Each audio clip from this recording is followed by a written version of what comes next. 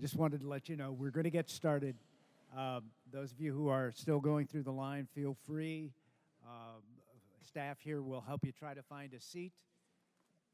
We're always glad to have a big crowd, but we are mindful that it presents some logistical difficulties, so we'll try to be respectful of that. My name's Ed Howard. I'm with the Alliance for Health Reform, and on behalf of Senator Rockefeller, Senator Blunt, our board of directors, I want to welcome you to this program on how kids, particularly low-income and moderate-income kids, get health insurance in the United States. And if you think that that's a simple scheme, you'd be badly mistaken. There's private coverage, of course, mostly employer-sponsored, and that covers about half of the children, but there are public programs that cover most of the other half, leaving only about 1 in 14 kids uninsured. Not perfect, but a big improvement over what it was just a few years ago. Today we're going to be focusing on those public programs and how they're working, and on the challenges ahead to make sure children are going to get or continue to get affordable, quality health coverage. You're going to hear a lot more from people who really understand this stuff than this, but let me just sketch out the black letter law part of it. Medicaid obviously covers the biggest chunk of less well-off kids, and then there's the Children's Health Insurance Program, or CHIP. That's one acronym you're going to have to know to understand the conversation today. That was put in place in 1997, by the way, with leadership from the founder and honorary co-chairman of the Alliance, Jay Rockefeller, to serve kids with family incomes too high for Medicaid but too low to afford private coverage.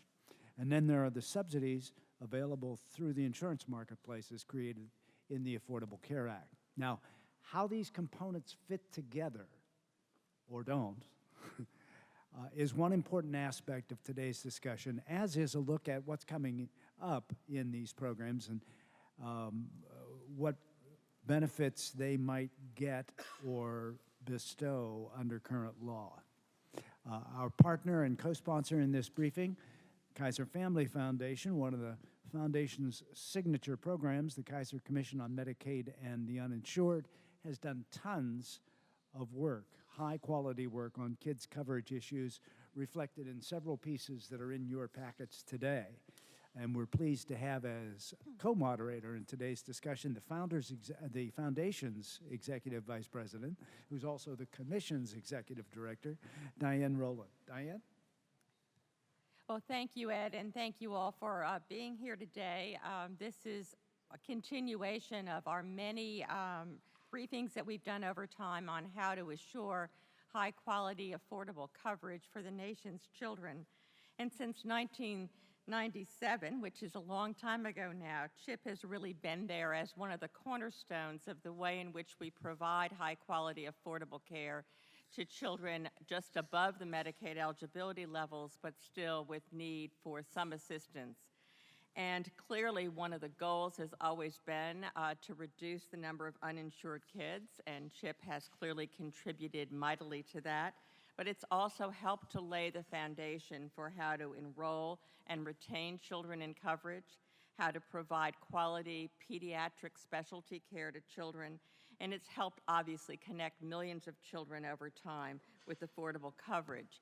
However, today's briefing is because the Affordable Care Act offers another vehicle for trying to provide coverage to children, and the role CHIP will play in the future of health care for children is very much the center of our discussion today and the center of the debate over how to assure the best quality, affordable, continuous coverage to children in the new world as the Affordable Care Act begins to provide other kinds of offerings. So we have a terrific panel who can shed perspective both on the kind of cost considerations and what CBO's role is in trying to figure out the funding for the CHIP program, to look at the role CHIP has played in the past, and to look at some of the on-the-ground experiences from the state of Alabama, as well as some perspective on some of the future challenges of trying to merge CHIP forward into the new world. So I'm looking forward to hearing a great discussion, and I hope you all will enjoy it as well. Thanks, Diane. By the way, the screen has the Twitter handles, is that the appropriate term, for all of those wonderful panelists that Diane was mentioning, along with the hashtag that we're using for the briefing itself, that is kids coverage.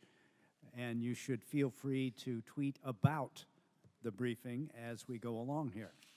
A couple of logistical items. You have materials, including lots of biographical information on the folks who will be speaking, and other materials, background materials for this topic, along with a list of other materials that you can get to by going to the Alliance website at allhealth.org. There'll be a video recording of this briefing available in a couple of days, thanks to the Kaiser Family Foundation on their website, kff.org, and we'll have a way to get to it on our website as well. And a couple of days after that, we'll have a transcript available for your perusal. And I want to call your attention to the appropriate way to ask questions once we get to the Q&A portion of the program. You can use the green card in your materials to write a question and it'll be handed forward. We have microphones at the sides, either side of the room, that you can use to ask it in person. And if you'd like to, you can tweet a question. We'll monitor the universe as we go forward and get those questions up front here as well. As Diane said, we have a terrific panel, and we're going to get to it right now.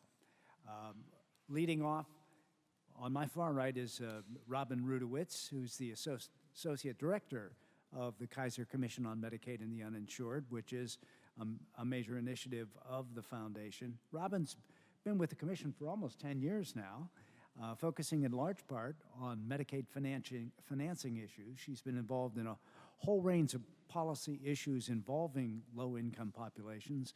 She's done it at the local level, at the state level, and at the federal level, including stints at CBO and the House Ways and Means Committee.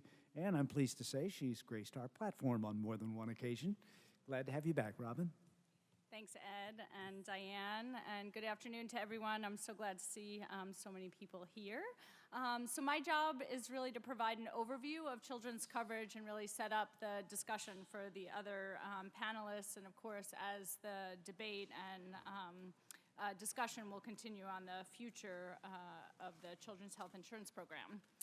So we all know that Medicaid and CHIP play a really significant role in providing coverage to kids today.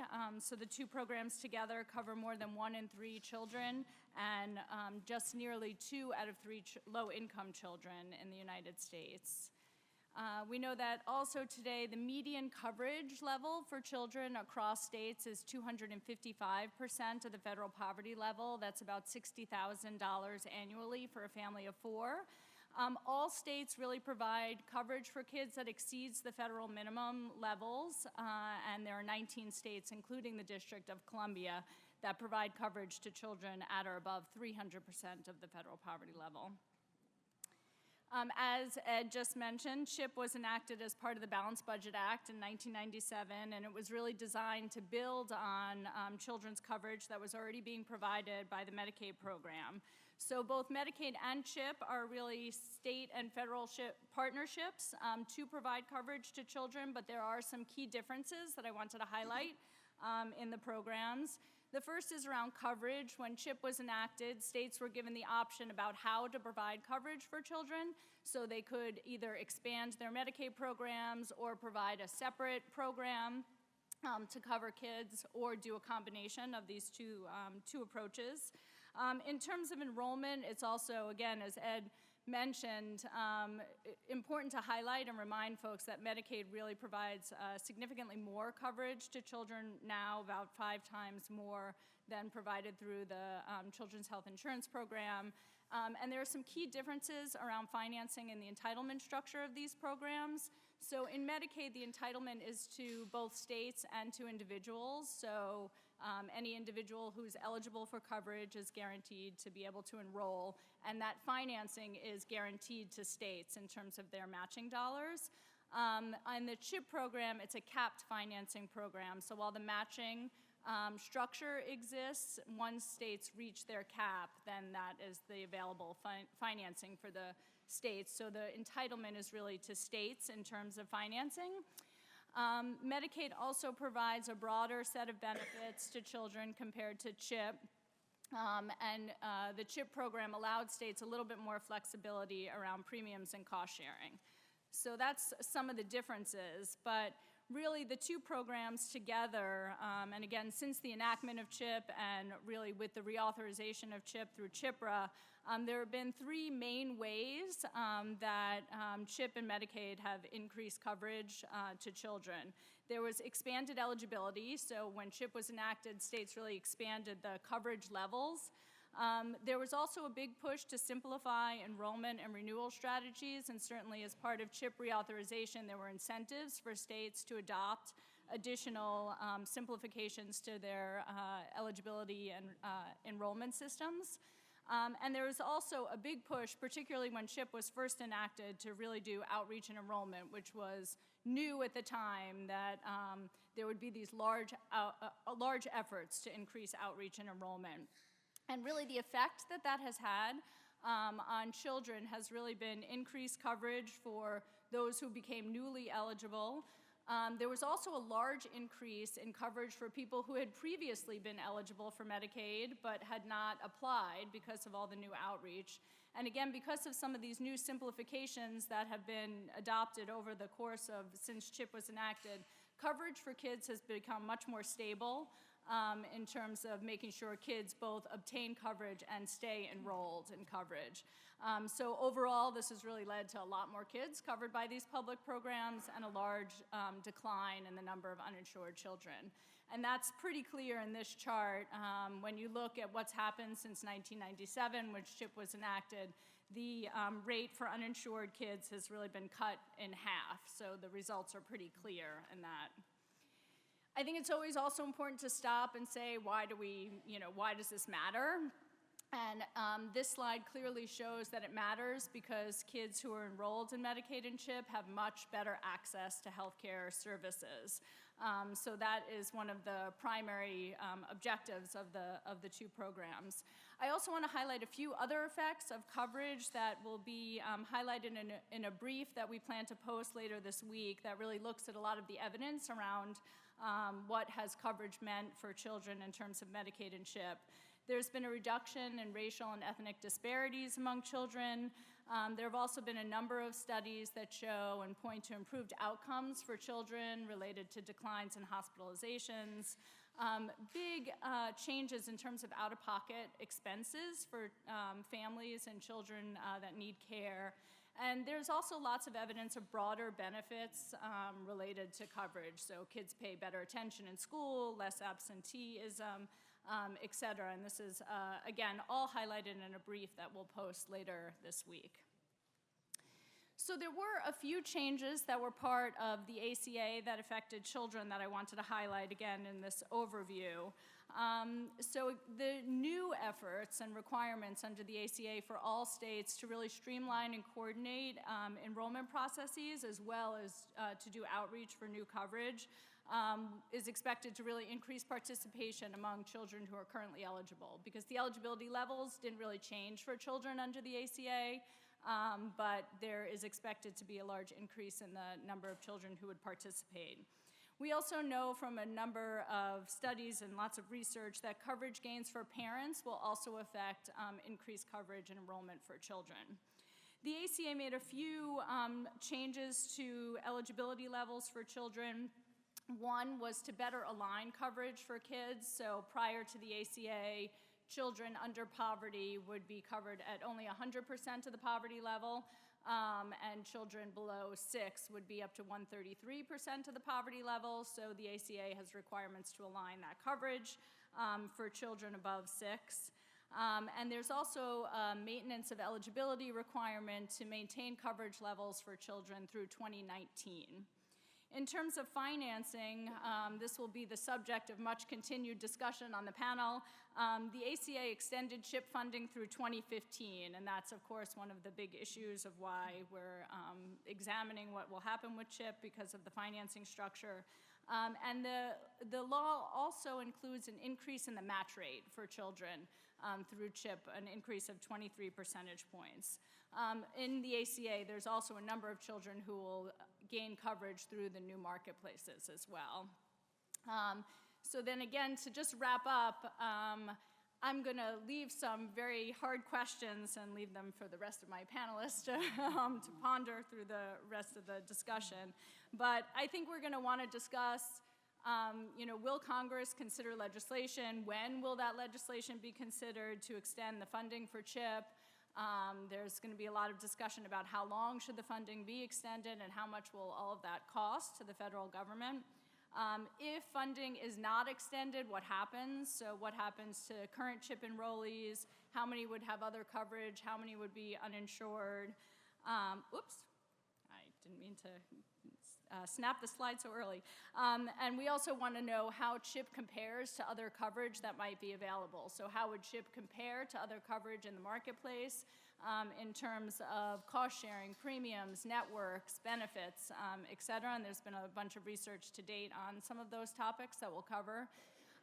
There are some other things that Congress might consider to improve children's coverage and these transitions between coverage through Medicaid, CHIP, and marketplaces. There are some issues around some families might want a choice, so that will be a discussion of if they should be able to choose between CHIP and the marketplace. And then really looking more long-term, how does CHIP fit in with Medicaid and the ACA in this new world since it was enacted? So it's a whole slew of questions for the audience and the rest of the panel to chew on, and we'll get back to questions on that. Great, thanks very much, Robin. We have our panel who can respond to those questions and probably a bunch of others. And first up in that line is Joan Alker. Joan is the executive director of the Center for Children and Families at Georgetown University, where she's also an associate professor. The center of the center's work is low-income families and children. And health coverage is Joan's specialty within that.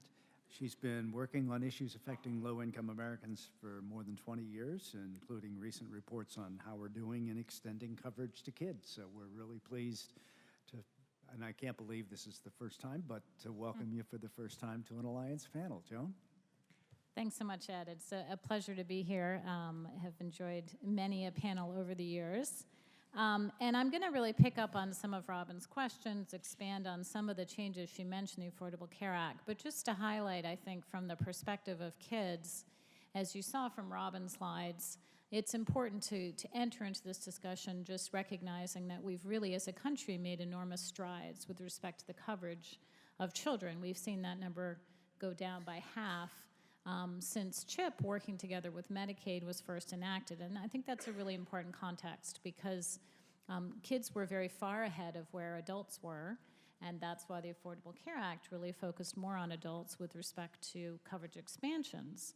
But it really recognized and built on the progress we've made for kids in Medicaid and CHIP by including a maintenance of effort requirement so that coverage remains steady, and extending the life of CHIP. So as we like to say at CCF, we don't want to mess with success. So we've got to approach this issue very carefully, a lot of complicated questions and nuances as we go forward, and I'll try to talk about some of those for you now. So as we think about what's different now and as opposed to when last Congress was considering renewing CHIP, the obvious answer is the Affordable Care Act. And so the coverage landscape for kids, of course, is different, as well as the coverage landscape for their parents. And what this slide is attempting to show you is that now essentially we have three primary sources of publicly funded coverage for kids. By far the largest source of publicly funded coverage for kids is Medicaid. I don't think people often think of Medicaid as a kids program, but about half of Medicaid beneficiaries are children, and it is an absolutely essential program for their health coverage. And you see in the slide this little stair-step kids bar in there. Robin mentioned that. I'm going to talk about them in a minute, so I'll leave that to the side. But then on top of the Medicaid coverage levels, you have the CHIP coverage levels. And as Robin explained, states have a choice if they want to expand their Medicaid program or if they want to establish a separate state CHIP program. And so that CHIP bar encompasses both those kinds of programs, all with a higher match rate that comes with the CHIP kid as opposed to a regular Medicaid kid. And then on top of that, depending on where your state is, of course, you'll have some children who are eligible for subsidies in the exchange, with premiums after reflecting those subsidies on a sliding scale based on income. So let's talk for a minute now about those stair-step kids. Those are the kids that Robin mentioned. The ACA, in an effort to simplify and align eligibility, established an across-the-board income eligibility level for Medicaid of 133 or 138% of poverty with the disregards. And the idea here was because sometimes you had kids in the same family in different programs. Once a child turned 6, they might move into the separate state CHIP program, and that didn't make a lot of sense. And also the idea was to align eligibility with their parents, assuming their parents would be part of the Medicaid expansion. Of course, this was before the Supreme Court made that optional. But this provision, and we did a report actually for the Kaiser Commission, which is in your packet on this, excuse me, affected over 500,000 children. About 28% of CHIP kids nationally did fall in this stair-step group, and that's because a lot of the CHIP kids tend to cluster in at the lower income eligibility ranges. And there were 21 states affected by this change, which was to have been completed by January 1st, 2014. But in fact, the vast majority of states have requested from CMS and have gotten some kind of extension of that provision, and they're phasing that in. So you may hear about that going on in your state today, but after the next few months, all states should have transitioned all of those kids over to Medicaid. Now, they're still CHIP kids. They still get the better match rate, but in some cases, this has meant a very sizable chunk of kids from the separate state CHIP program has moved over to Medicaid. So talking now, excuse me, for a minute about both the congressional outlook and whether there are changes we see on the horizon for CHIP. I know this will be a source of further discussion on the panel and also importantly from you in the audience. But I just wanted to mention, as many of you know, that Senator Rockefeller, of course, a longtime champion for children in health policy and in health policy in general, has introduced legislation to extend the CHIP program for 4 more years. I think Javi Glazer is here. I don't know where she is, but she is really the lead on that bill. So I'm hoping she'll pop up in the Q&A and share with us some more of the senator's plans. But Senator Rockefeller, of course, as you know, is retiring, and so he'd very much like to get this done before the end of the session. That's going to be, I think, difficult, but hopefully he can make that happen. On the House side, I know that Congressman Waxman and Congressman Pallone are looking at introducing similar legislation. They're in the process of drafting that legislation and hoping to introduce it before the August recess.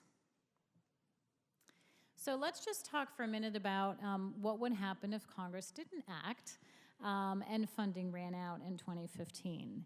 And I think this speaks to one of the sort of fundamental questions folks have today about CHIP, given that slide that I showed, and given that now for parents and other adults, we have really 2 coverage sources, Medicaid and the exchange. What is the role of the CHIP program in this new coverage landscape? Well, in fact, if CHIP funding ran out, kids would be in trouble for the following reasons. Some children would maintain coverage on Medicaid, so if they are a CHIP-financed Medicaid kid, those would be other states that had chosen to expand Medicaid initially when CHIP came along, or the states that are moving their stair-step kids over that we just discussed. They will continue to get coverage in the Medicaid program because it's an entitlement program, but the match rate for the state will go down. For kids who were in separately state-funded programs, essentially the maintenance of effort would no longer apply. And those kids, in theory, could go into the exchange, but we have a problem called the family glitch. And the family glitch, I'm sure many of you have heard of, relates to the way the affordability of employer-sponsored coverage has been defined. I'm not going to spend a lot of time on it, but just to say there are estimates ranging from about 500,000 to 2 million kids that would likely become uninsured if CHIP ran out. Because of the family glitch, their family would not be able to get subsidies, and the exchange coverage would be unaffordable for them. Some families would be able to move to the marketplace and get tax credits to help them pay for that coverage, and some families might end up in other private coverage options, perhaps picking up their employer-sponsored insurance. But we do know, and I think more research is needed to really get a better handle on the number, but we do know that potentially millions of kids would become uninsured if CHIP funding were to run out. So we've just done a preliminary analysis with the Center on Budget and Policy Priority. We find that nearly 4 million children would lose CHIP coverage entirely. If the CHIP funding runs out, these are kids who wouldn't wind up in Medicaid, and many of these would likely become uninsured. We don't know how many. The state that would be most affected by this would be Texas. Approximately 900,000 of those kids are in Texas, and another 900,000 of the kids are in New York and Florida combined. So some might say, well, why don't we just put the CHIP kids in the exchange? So there's a lot of complicated financing questions about that, and we talked about the family glitch. Some wouldn't be able to get there. But let's just talk for a minute about how would coverage compare for kids with respect to benefits and cost sharing if kids did wind up in the exchange one way or the other. So this is a study that's in your packet. We did it with the National Academy of State Health Policy, our colleagues there, and we essentially cataloged all of the CHIP benefits for separate state CHIP programs. Kids who are in CHIP-funded Medicaid, of course, receive the EPSDT benefit, which is a very comprehensive benefit. But in fact, we found in our study that most states are using that Medicaid benefit either explicitly because they're doing a Medicaid expansion, or they started with EPSDT and took a few things off. So while we haven't done the full crosswalk, and this would be a very hard thing to do, and GAO tried to do it a little bit, where you crosswalk a CHIP benefits package with the essential health benefits package for a kid in that state, it's our sense that the CHIP benefits are going to be stronger for kids because the essential health benefits, the pediatric component of it, is not particularly strong. And I'll just give one example, which is the pediatric dental component of the essential health benefits package is really pretty weak. So that's one way we know in which CHIP would be a better benefit package for kid. And the other issue, affordability, I think there's widespread agreement that CHIP affordability protections are stronger than what families would experience in the exchange. That's because CHIP has very strong affordability protections. We took a look at Arizona. Arizona is a state that, due to some quirks, is not actually subject to the maintenance of effort, and they actually got rid of most of their CHIP program earlier this year. So it gives us a little preview of what would happen if CHIP went away.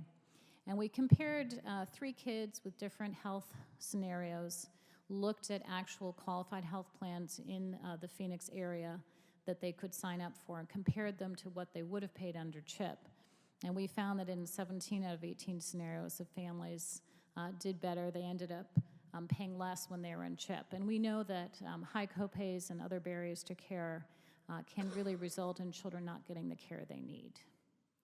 So with that, I will stop. I'm out of time. We are doing a lot of work in this area, so I really encourage you to follow us on Twitter.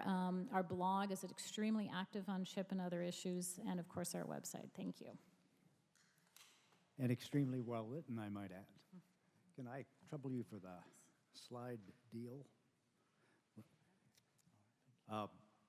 We're going to turn now to Rob Stewart. If you think that how we finance public health coverage for kids in America is fairly simple, you'd also be fairly wide of the mark. You've heard a little about this from Robin.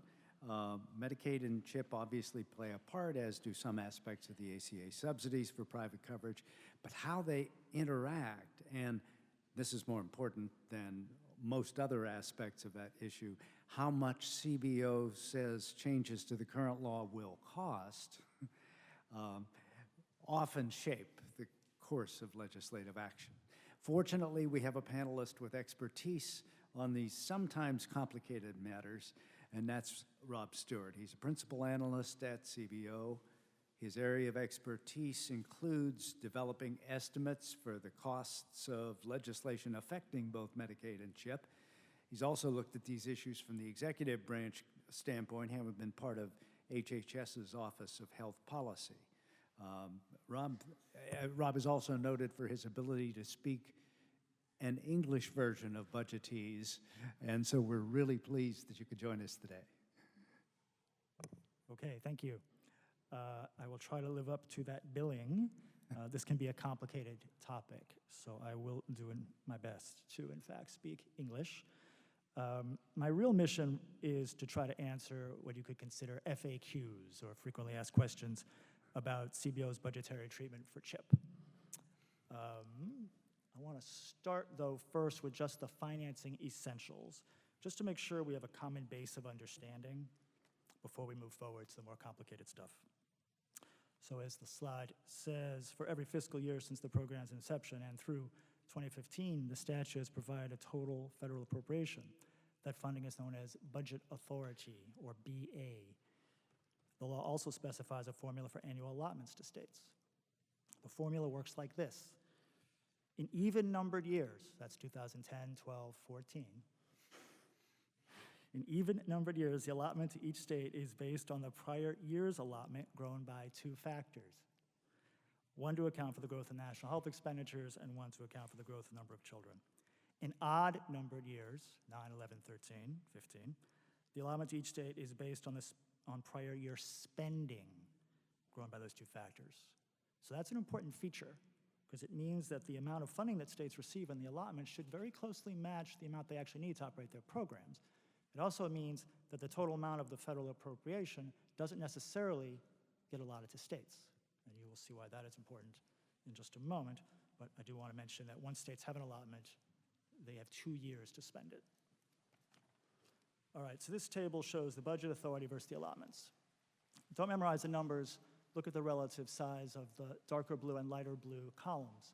Budget authority is the tall columns, the shorter columns are the allotments that states receive. So I just mentioned that because of the formula, not all of the national budget authority goes to states. Here you can see the difference. The thing to understand is that that extra amount of budget authority over and above the allotments doesn't get allotted and therefore cannot be spent. And so that does lead to some questions for CBO about what could be done with that excess budget authority. You can test your budget knowledge, by the way, with these questions. I think I skipped one, or one is. Oh, no, we're good. We're good. Thank you. All right, question. If Congress rescinds or cancels some of this budget authority, or all of this budget authority, would CBO estimate reductions in the deficit? So, easy deficit reduction. No. No, there's been some confusion about this.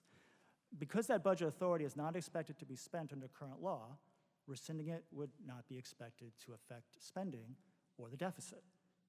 Deficits result from the difference between outlays and revenues, not budget authority and revenues. All right, so this pertains to appropriations. So current law includes annual caps on budget authority provided in Appropriations Acts. If Congress rescinds some or all of the excess budget authority, would that create room for an increase in appropriations for other programs under those caps? In this case, yes. So Congress could do that. Congress could basically reprogram that money as long as it was done in an appropriations bill. Third, my favorite question. Could Congress provide a new purpose for the excess budget authority that results in new outlays without CBO estimating an increase in spending because, after all, the funding's already been appropriated once before, right? Wrong. No. If this budget authority was made available for a new purpose that results in new outlays, CBO would have to estimate an increase in spending relative to current law. I think that's the very definition of what requires us to estimate an increase in spending under current law. So a lot of confusion about that as well. So now let's get on to talking about CBO's baseline after 2015. As you've heard today, I believe from both of our prior speakers, CHIP has no funding after 2015. There's no new budget authority after 2015.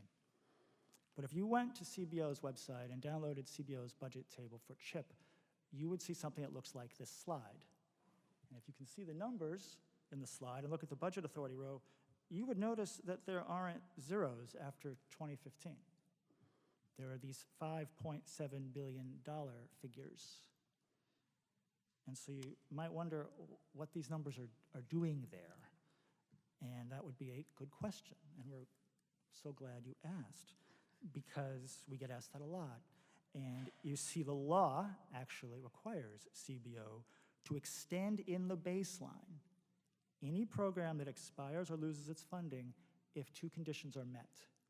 One, it outlays more than $50 million annually, and two, it was enacted on or before the date of the Balanced Budget Act of 1997. CHIP was enacted in the Balanced Budget Act of 1997, so it qualifies for this budgetary treatment. So therefore, what CBO is supposed to do is extend CHIP in the baseline, and this is the key phrase, as it operated immediately before its funding is scheduled to end. All right? By the way, before I go to the next slide, if you're curious why this law was passed, I was told it was passed to deal with the food stamps program. The food stamps program, as some of you may know, is authorized for 4 or 5 years at a time in the Farm Bill. And apparently at the time, Congress was concerned that CBO's overall baseline would look artificially low if at some point in a 10-year budget window, food stamps went to zero, when nobody really thought it was going to go to zero. So all of that explains why CBO extends CHIP beyond 2015 on the baseline table. It doesn't explain those $5.7 billion figures yet. So to understand that, you would need to know that Congress did something for the 2015 appropriation that it did not do for other years. Congress divided the 2015 appropriation into 3 parts. A one-time appropriation, that's a quote, one-time appropriation of $15.4 billion made in the first half of 2015, a $2.85 billion appropriation made in the first half of 2015 as well, and then another $2.85 billion made in the second half of 2015. So based on that statutory construction, CBO assumes that the semi-annual payment of $2.85 billion will be made after 2015, because that's how the program will be operating immediately before its funding is scheduled to end. So in other words, CBO looks back at the second 6 months of 2015. We see the $2.85 billion in appropriation made there. You annualize that, and that's 5.7. Okay, so now that we've solved that mystery, there's something that's very important to understand about these $5.7 billion figures. They're not actual appropriations, okay? Nobody should leave here thinking, well, at least there's $5.7 billion after 2015. If Congress doesn't act, there is no new BA after 2015, okay? However, because those amounts are in the baseline, and CBO estimates proposals relative to a baseline, if there were legislation to extend the CHIP program beyond 2015, CBO would subtract the outlays that are estimated in the baseline from the cost of the CHIP legislation, making it essentially that much cheaper.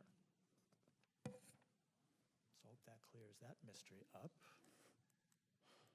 All right, last issue that generates some questions. I believe others have mentioned the ACA added a provision to CHIP to increase the matching rate from 70% to 93%, so I won't go into detail there. But the question we get is, what effect does that have on the CHIP spending baseline? And it actually doesn't have an effect on the CHIP spending baseline, and that surprises people. But the reason for that is that we assume that all of the federal funding available after 2015 will be spent regardless whether the matching rate is 70% or 93%.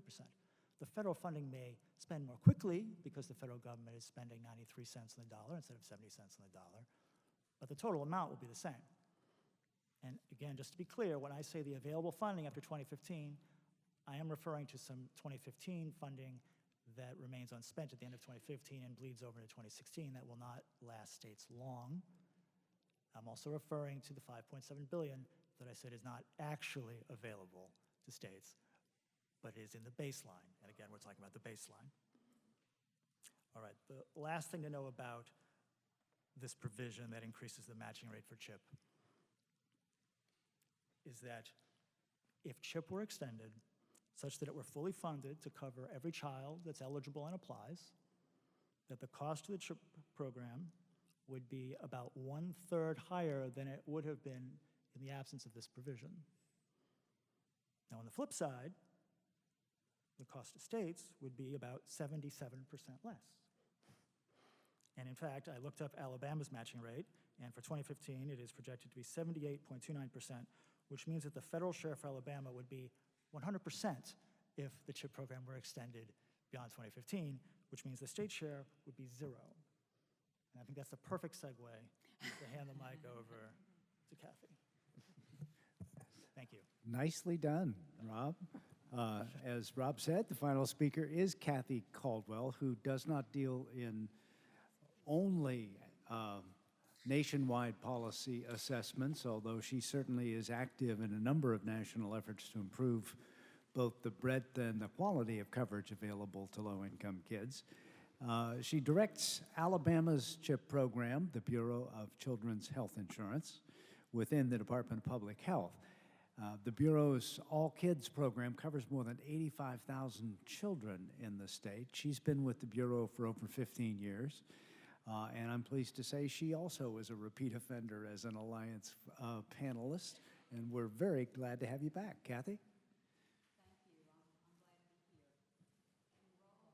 You want to press your red button there. Oh, it's got to be red.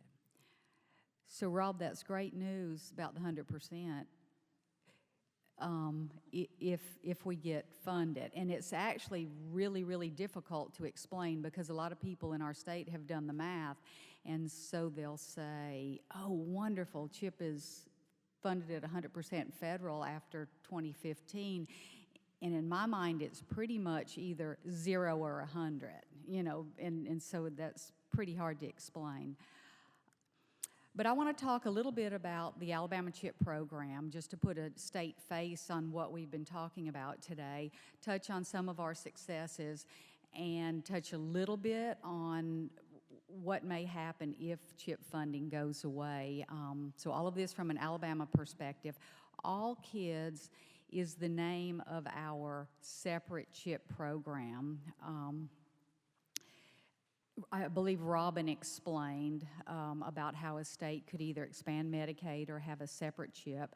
We had an early Medicaid expansion that went away after a few years because the children were gradually transitioned into the regular Medicaid program. And so then for these 15, 16 years, we've only had the separate CHIP, and it's a private model CHIP. It's in public health as opposed to the Medicaid agency. But we now have a Medicaid expansion also. We were one of the states that had the stair-step children, and so January 1, we transitioned about 23,000 children from our separate CHIP program to Medicaid. So they are still funded out of our federal CHIP allotment, but they are enrolled in Medicaid.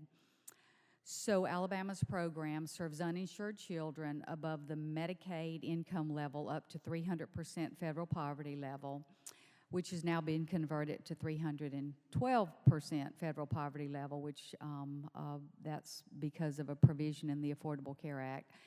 And our match rate is approximately 78%, and we look forward to the day it's 100%. CHIP covers approximately 84,000 children right now. They're not all in All Kids. About 23,000 of them are now covered in Medicaid. So this is my grandson, and you can see that we take both sun protection and water safety very seriously. But just wanted to point out that we work very closely with Medicaid. We have a joint application, we always have, but now with the enactment of the implementation of the Affordable Care Act, we have a joint application with Medicaid, CHIP, and the federally facilitated marketplace.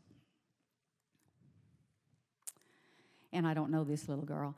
But our CHIP is, or the All Kids program is administered by the Alabama Department of Public Health, as I've noted. And we contract with Blue Cross and Blue Shield of Alabama for statewide delivery of statewide benefits of All Kids. We did not start with EPSDT program, but we took a very comprehensive benefit package and we enhanced it. particularly for services that are needed by children with special health care needs. But we do utilize the Blue Cross Preferred Provider Organization network, and we pay off the commercial fee schedule. So we're unique. There aren't a lot of states structured just like we are. To be eligible, you must be an Alabama resident, U.S. citizen, or eligible immigrant, not institutionalized and not covered by Medicaid or private insurance. This is my grandson as well. He got to take off his life jacket because he was about a quarter of a mile from water. But we have a comprehensive benefit package. We cover dental and vision, prescriptions, mental health and substance abuse services, hospital services, immunizations, well child checkups. So very comprehensive benefit package. We have 12 months of continuous enrollment, both in our CHIP and Medicaid programs. A child remains enrolled regardless of changes unless the child turns 19 during the year, and then they go off CHIP at the end of their birth month. Also, if a child moves out of state, we'll cancel, but otherwise they stay on for 12 months. Cost to parents, and I think this is hugely important, I think it was Joan that pointed out, but it may have been Robin as well, the difference in cost between CHIP and an exchange plan. Everything that we've looked at shows that an exchange plan would be substantially higher for a family, assuming that the child was eligible and able to enroll. We have premiums in Alabama. We actually have annual premiums. And depending on family income, the premiums are either $52 or $104 per year, with a max of 3 premiums per family. We do use the 5% out-of-pocket cap, but we have probably less than 5 families a year actually hitting that cap. So what happens if the family does hit that cap? We then put them in the no-fee category. But over the 15 years I've been with the program, I truly have only seen a few hit that cap. So as has already been mentioned, children with health insurance coverage are able to receive needed services, particularly dental and vision that they may go without if they're uninsured, can get their needed immunizations, able to get medical attention early so that maybe the condition can be treated before it becomes more acute or even in cases where it may become a chronic condition, and miss fewer days of school. This is comparing CHIP versus exchange plans, and I've already touched on some of this. The exchange plans are more geared towards adult, where CHIP is a child's specific benefit package, and certainly I think one day maybe exchange plans will be a good place for some of these children, but right now I don't think they're there. Affordability, as I just pointed out, the exchange plans, when we've looked at comparisons, are definitely much more expensive for families. Provider networks. CHIP plans tend to have all of the children's providers in them. I mean, that is a huge focus, you know, to get all of the children's hospitals in the network, to get all of the pediatric dentists in the network. So certainly you're going to have in CHIP likely a more child-specific network than you're going to get with an exchange plan. And then, as already mentioned, the coverage issues. Here I call it the kid glitch. I think Joan called it the family glitch, but we're talking about the exact same thing. There will be many children who are not eligible to be enrolled in an exchange plan, so they will likely become uninsured if CHIP goes away. And we saw a slide earlier plotting the uninsurance rate of children since the beginning of CHIP. I think Alabama is right on with the national numbers we saw. Alabama's uninsurance rate for children was over 20% prior to CHIP, and we're now down around 7%. So we still have uninsured children in our state, and we continually try to get them all enrolled, but we have drastically reduced that uninsurance rate. So from my perspective, what do I think we need? I think we need a timely extension of CHIP, extension of funding, and I say timely because these are big programs with many families involved, and it's hard to turn those large programs on a dime. So as state leaders are making decisions, it's really a tough place to be in when we're not certain about the future. So it's already causing a lot of anxiety in states and families. So that is the Alabama story. That's great. Thank you so much, Kathy. And I should point out those numbers, getting down to the national average was a bigger accomplishment in Alabama because you started from a higher threshold.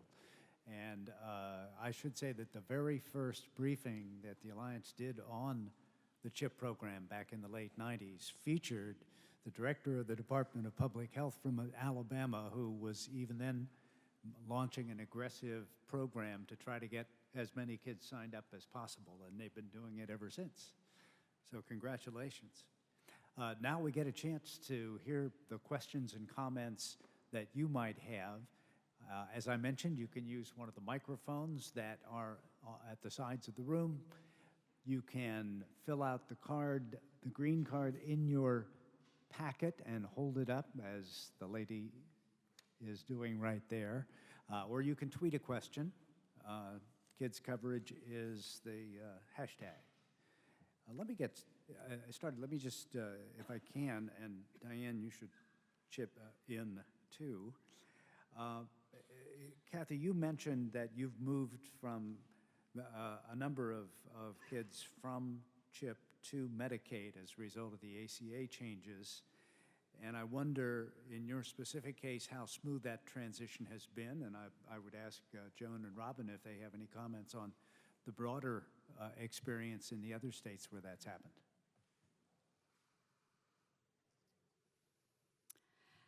Well, it wasn't the smoothest thing in the world, but it actually worked out okay.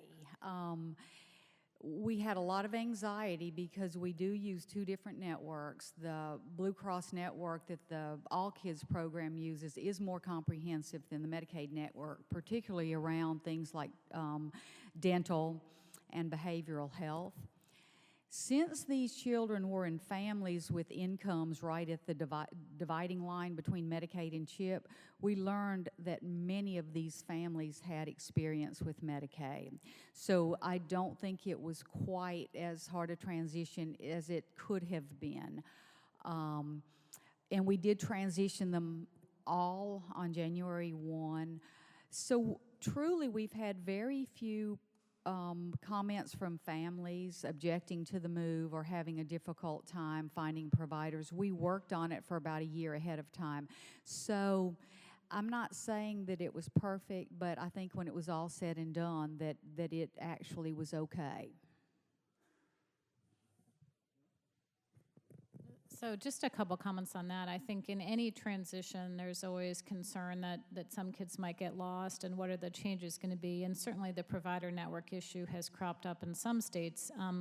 Just to mention in California, they actually shifted their entire separate CHIP program over to Medicaid. And I know there were concerns there about provider capacity. But on the flip side, for many kids, this has meant an improvement in their benefits package. They've gotten a more comprehensive benefit package, and also sometimes their premiums have gone away. And just to mention Florida, in that vein, for those kids, 100 to 133%, they were paying premiums in their CHIP program. Now they're not. And Florida has seen quite a sharp uptick in enrollment in their kids' Medicaid. And I think folks think a lot of that is because those families were not able to pay the premium at that very low income level. And so it's probably going to help reduce the number of uninsured kids in Florida.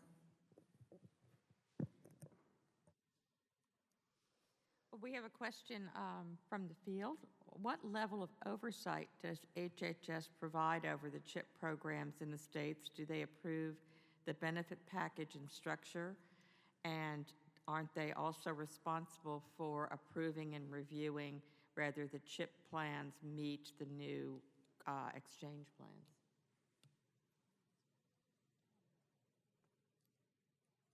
Sure. I think similar to the Medicaid program, states need to submit a state plan amendment to describe how they are administering their CHIP program. So that would describe what benchmark benefit plan they're intending to use. So, and CMS reviews and approves those state plan amendments. As far as looking at comparability to coverage in the marketplace, the Secretary is required to release a report by April 2015 that looks at how comparable coverage is for kids from CHIP into the relative to CHIP and in the new marketplace in terms of benefits and cost sharing. So that needs to be released to Congress in April 2015.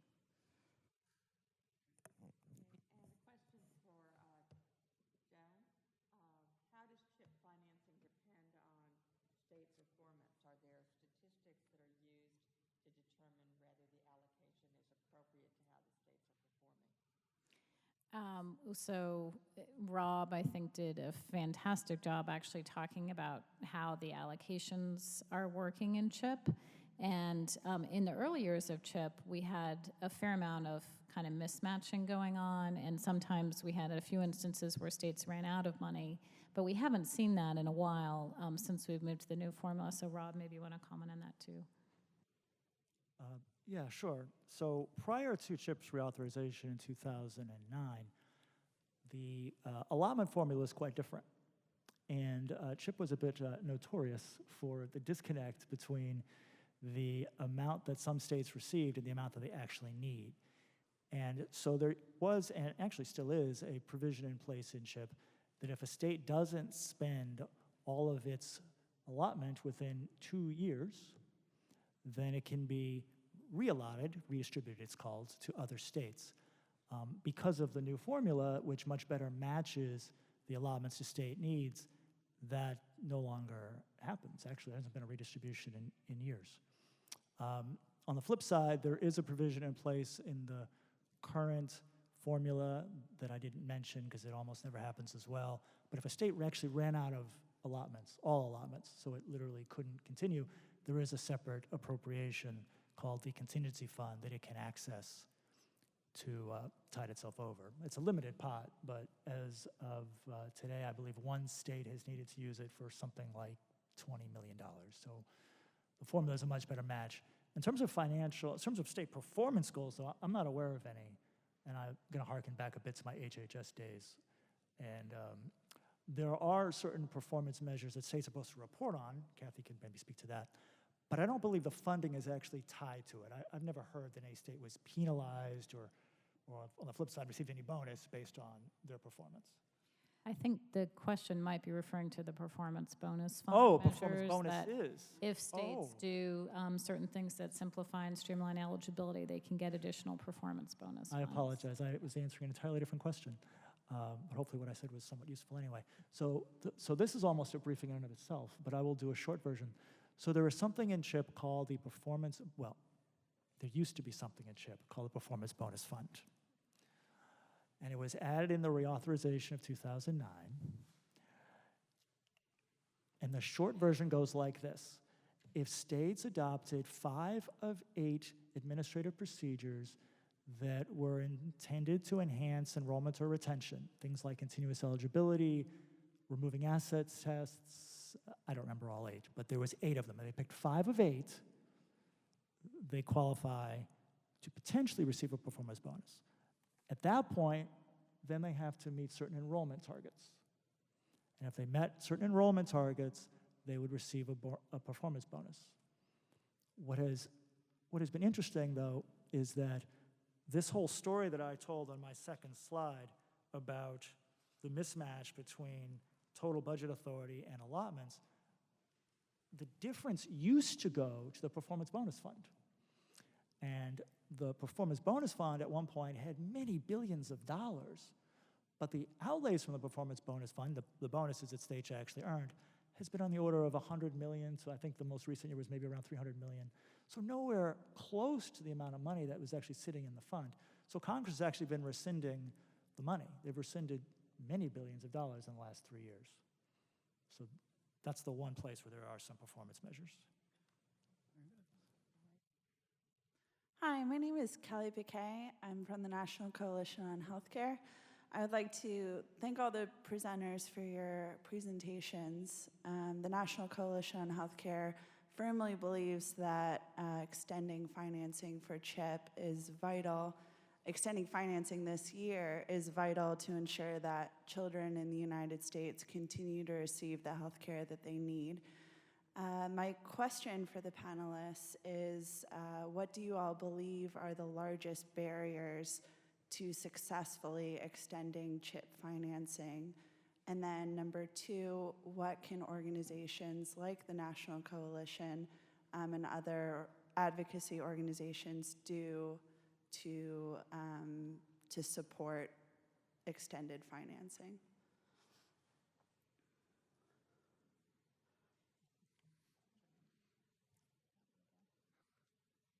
Okay, no one's chomping at the bit here.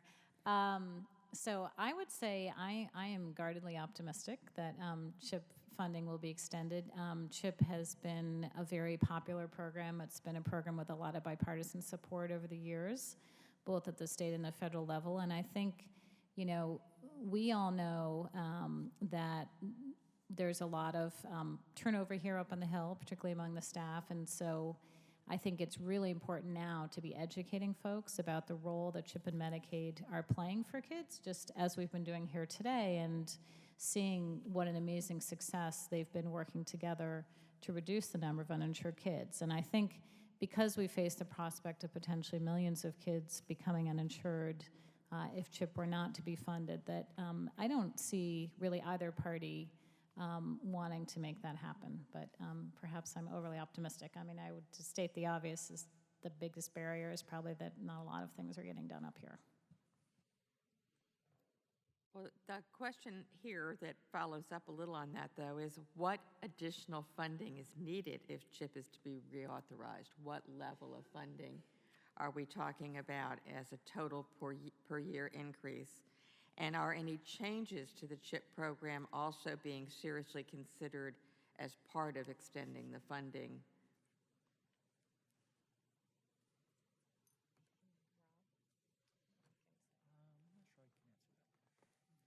CBO can't answer the,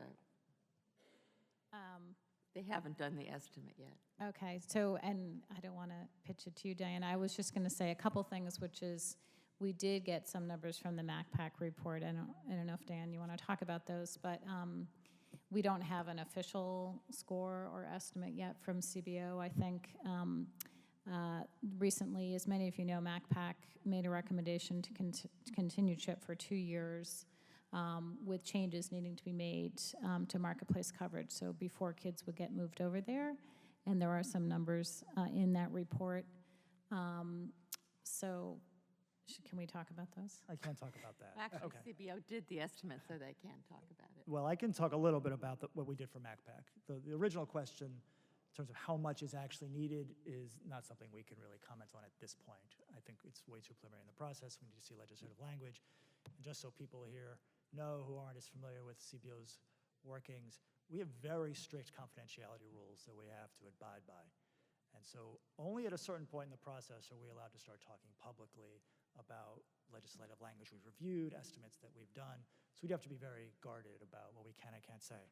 However, MACPAC recently had, and presume you all know Diane is the chair of MACPAC. MACPAC recently recommended extending CHIP for 2 years through 2017. So far, so good. And they basically gave us two specifications, only two specifications, which is extend it for 2 years and fully fund the program. We define fully fund the program to mean that basically every eligible child who applies can be covered. because we only had 2 specifications, and normally when we're working with Hill staff, we're working with a fair bit more, and eventually, of course, we're working with detailed legislative language. When we estimate for MACPAC, we don't actually put a point estimate on it. We usually give estimates in a range. So the cost that we estimated would be between $5 billion and something close to zero. So between nothing and $5 billion would be the net cost of extending CHIP for 2 years. Now, it's important to understand, I think, when we say that range, what we're talking about is the net cost of all the changes and all the programs that might be affected. That's not the cost of the amount of money that you would have to add to the CHIP program in and of itself. So for example, I think it was Joan who mentioned that you have these children in CHIP who are essentially in Medicaid but paid for by CHIP. We call them the Medicaid CHIP kids or the CHIP Medicaid kids. Those kids, if CHIP went away, would end up at Medicaid at regular Medicaid matching rates. So if you extend CHIP, the cost of covering those kids in CHIP is the cost of the CHIP coverage minus the savings from no longer having to cover them in Medicaid. Same with the exchange. Now, we've talked about the family glitch. Some kids will almost certainly end up in the exchange. Not all kids will fall into that worst case scenario. And that's the same dynamic. If you extend CHIP, then the cost of covering them is the cost of CHIP minus the savings from no longer having to cover them in the exchange. So when we say 5 to 0, we're talking about on net all of those different program flows.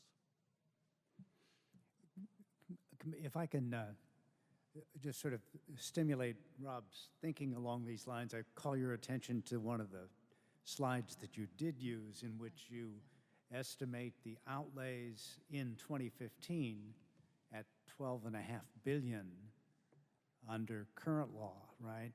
And of that, 5.7 is in your baseline and would be the following year. Is that any guide to orders of magnitude that might occur if the extension were approved? Let me start my numbers here. Well, okay. Can we put that slide back up for people to see? Can we do that? Be helpful? How do I do that? Once it comes up as a pack, you can advance it. Yeah. There you go. There we go.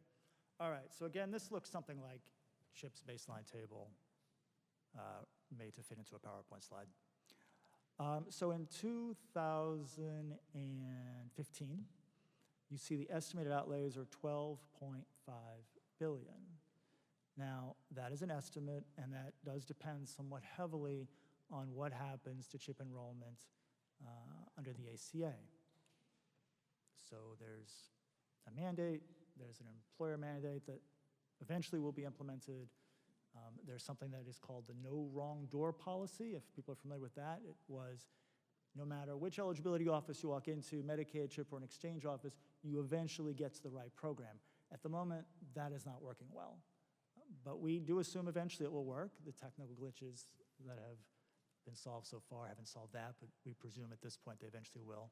So this assumes that eventually we would have $12.5 billion. So if you were to extend CHIP, then I would say it is fairly reasonable to assume if the program were fully funded that you would see 12.5 grown by some reasonable factor to account for healthcare cost growth and potentially some more enrollments under the program as the ACA continues to phase in. But again, it's entirely too preliminary to put anything more precise than that. But if, to answer your question, that is a reasonable ballpark.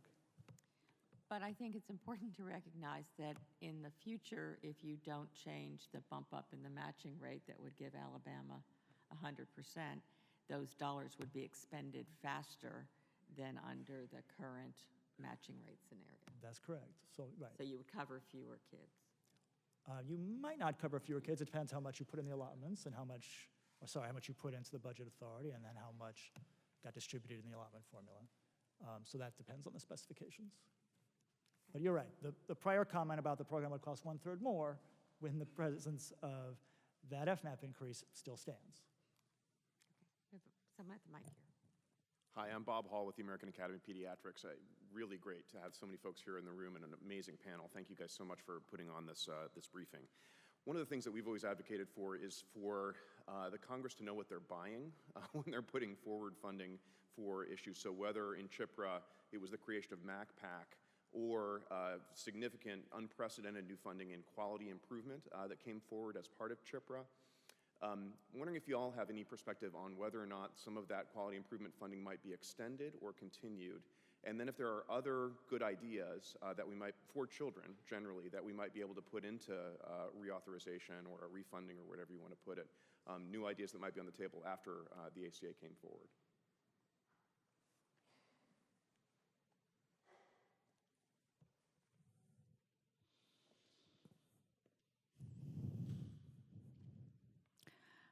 Bob, I'm not certain that I have a specific answer to your question, but I agree with you completely that the quality measures, I think that has really helped us focus a lot more on quality, and they are voluntary right now. And in Alabama, we are reporting on them for CHIP and trying to get numbers for Medicaid. So I would hope that emphasis continues and even broader, related to all children, not just Medicaid and CHIP. And that's really all I can think of right this minute.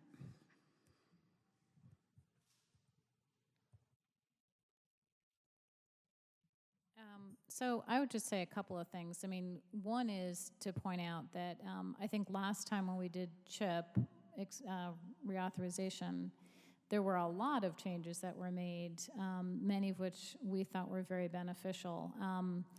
And I think there's certain issues that were raised, like the quality measures, which, as Kathy just mentioned, are optional. You know, we'd love to pump that up to be mandatory.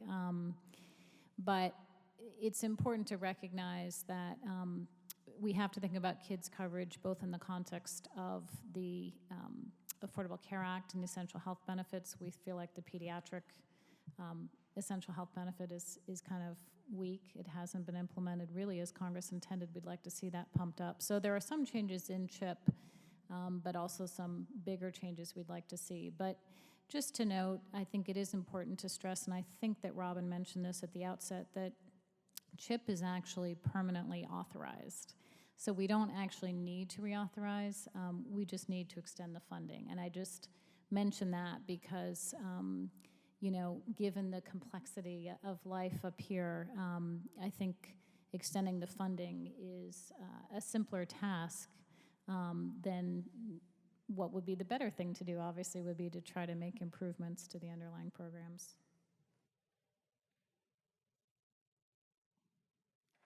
This question is for you, Kathy. You mentioned that the current level of uninsured children in Alabama is 7%. What are you doing to target these kids? Are there specific enrollment strategies that you're trying to use to get them to enroll in CHIP? And the second part of the same question is, how does Alabama ensure that no family pays out-of-pocket expenses greater than 5% of family income? So for the first question, I hate to say this, but we actually do less now than we used to do. We had always done a lot of outreach to uninsured children, targeting all uninsured children.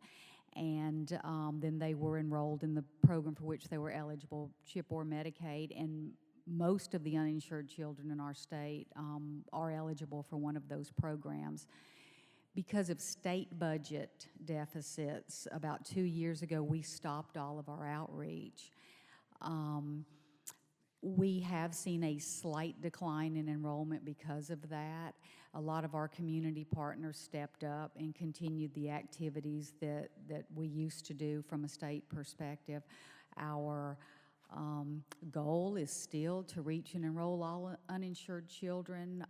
Just our tools in which to accomplish that have been limited the last few years. I too am an optimist, and I think that will get better. Our uninsurance rate is actually a little bit higher than it was. So, I mean, because of the stopping of the outreach, I do think that we've lost a little bit of ground, and I certainly hate to say that. As far as the 5%, we do what CMS calls the shoebox method. And we explain this in the benefit booklet and, you know, and a lot of the materials that we send to families. But essentially, the family has to keep up with it. And so a combination of the premium and any co-payments that the family pays, if it exceeds 5% of their income, they alert us. We do send them a letter with that 5% computed. So they are told in a letter upon enrollment what that dollar amount is. So at least they don't have to do the math. Until, and this was a strategy to address our state budget shortfall, until about 2 years ago, or maybe 3 or 4 years ago, we had a $500 cap. So that was well below 5% even of the lowest family income in our program. So we told families, if you spend out of pocket more than $500, let us know and we will put you in the no-fee group. Even at $500, we only had a handful out of, you know, many, many years. So now we do compute the 5% of family income, and the family has to keep up with it. So that's how we do it, and it's called the shoebox method. I just wanted to mention on the premium topic, you know, there are a number of issues that we haven't talked about here today with respect to the interaction of the ACA and CHIP, because they're sort of more complicated, and maybe we can get into them in a future briefing. But for example, there's a problem now of premium stacking, where families may be paying premiums for the parents for a qualified health plan, but they're not essentially getting credit for their CHIP premium, so they're actually paying more than they should be. There are problems like waiting periods. When CHIP programs still have waiting periods, a kid has to be uninsured, and that really doesn't make sense in a world of universal coverage. And keeping track of these kind of co-pays, I would hope that we could move to a more automated method. So all of those are issues that are maybe good for a 201 session, but things we should be thinking about in this new world where we have different coverage sources.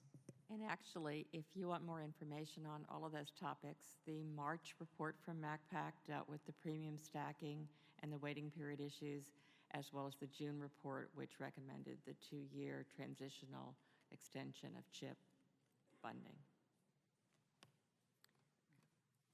And Joan, a question here is, can you describe financially the impact on states if the federal funding expires? Have you talked with states, or do you have any sense of what that impact would be? Yes, so we do have, I'm going to ask Elizabeth Barak to raise her hand here. She has been responsible with the Center on Budget and Policy Priorities for our memo, and we do have preliminary state estimates of how much funding they would lose. So we don't have that up on our website yet, but if you'd like to know what the answer is for your state, see Elizabeth after the briefing, and we can share copies of that with you, and I can share the top line numbers if I can find them. We estimated for 2016, depending on the match level, if you have the current match level, for states that have Medicaid expansions, the range of funding loss for states would be between $1 and a little over $3 billion. For states with separate state CHIP programs, the loss in federal funding would be between $5 and $6.8 billion, depending on the match rate assumption. So again, see Elizabeth if you'd like a copy of this memo.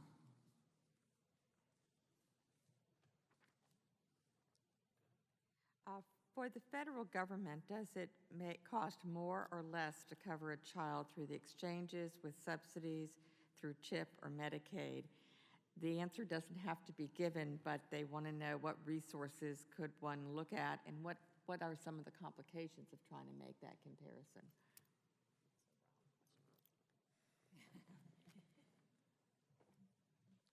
So I'm not going to answer that, but I'll tell you why I'm not going to answer that. It's hard to do an apples-to-apples comparison, particularly with respect to exchange coverage versus public coverage. So it's really not the kind of thing that is easily responded to in a forum quite like this. I think he's saying that the benefit packages, the provider reimbursements, there's lots of changes that go on into that calculation. Though when you take into account, as you said, whether children are covered by CHIP or whether they're covered in the exchanges or in Medicaid, obviously that's part of what CBO factors in to its analysis. Yes, absolutely.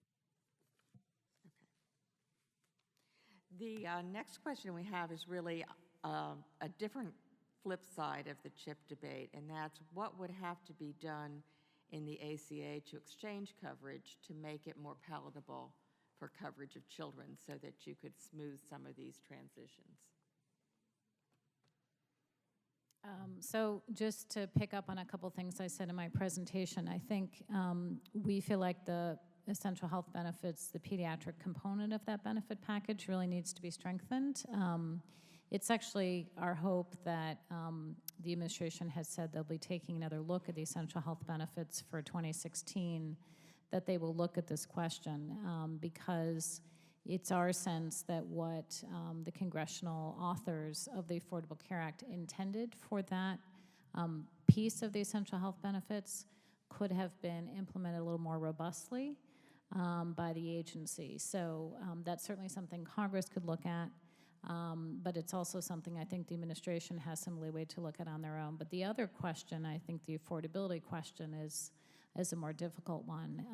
And as I talked about in my presentation, I think there's fairly widespread agreement that the cost-sharing protections are stronger for kids in CHIP. And so that's something that potentially kids would go backwards on if CHIP were to end and they were to end up in the exchange. So that's something certainly that Congress could take a look at. Okay. And we have a question too about how interested parties could access reliable data sources to assess trends and apparent needs of children with disabilities and special health needs, and how does CHIP address that compared to Medicaid? Kathy? As far as data, we conducted a study, and it's been several years ago now, looking at our CHIP enrollees.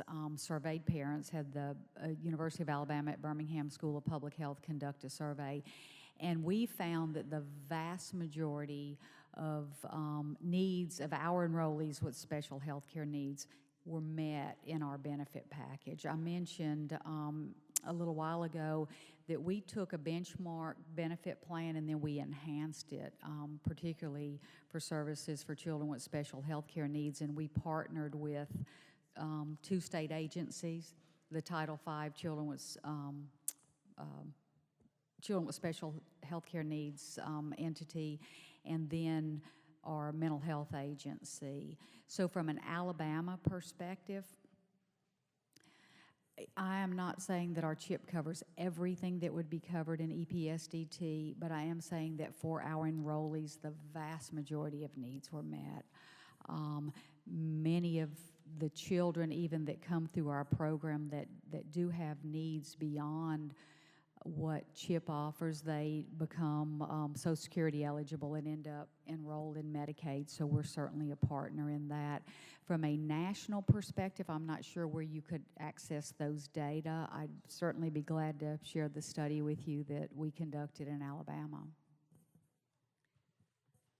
Is there any evidence of what CHIP has contributed in terms of the support for language access services for kids with limited English proficiency, and what role has that played in improving access to care for children?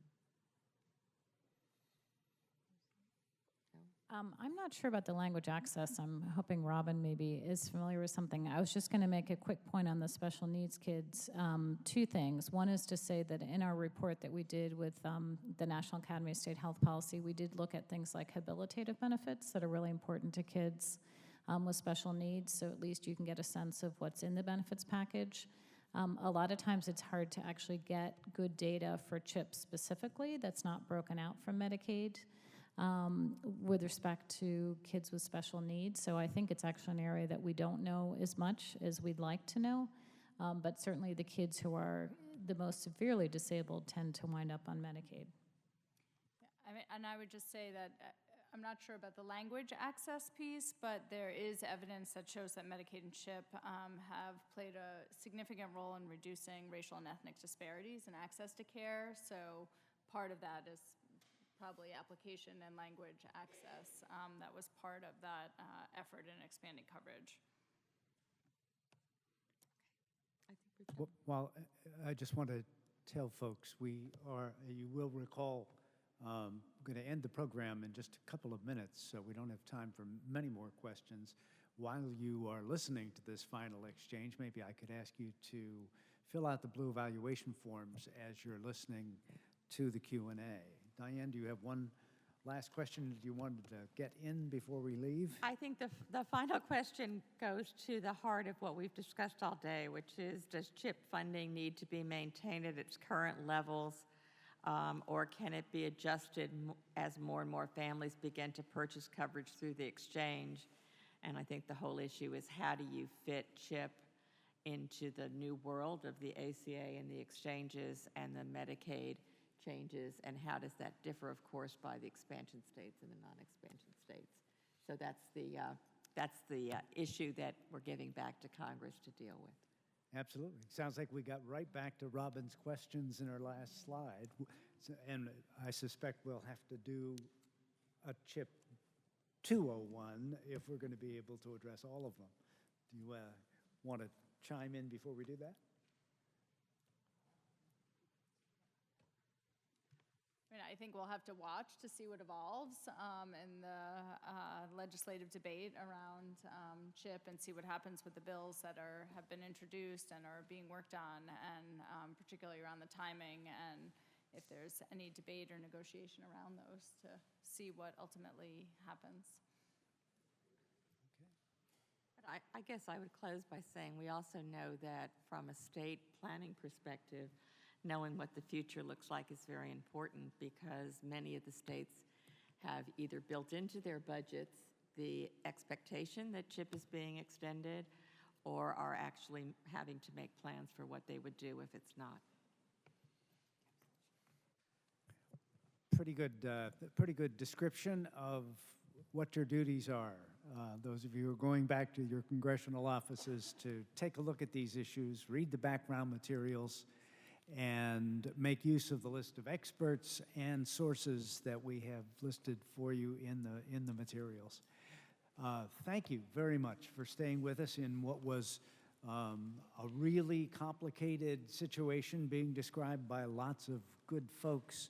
But also ask you to join me in thanking not only the Kaiser Family Foundation, but our panelists for bridging the gap between those complicated topics and our ability to understand them. Thanks very much.